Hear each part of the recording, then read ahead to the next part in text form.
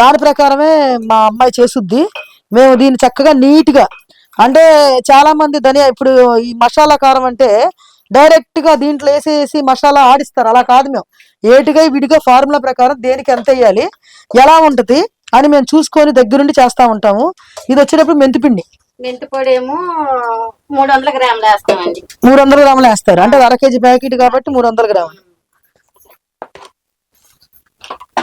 ఇట్లా మొత్తం కలిపి దీంట్లో లైట్ గా వేసి అయినట్టుగా సాల్ట్ కూడా వేస్తామండి. అయితే సాల్ట్ ఎక్కువ వేయము, కొంచెం వేస్తాం.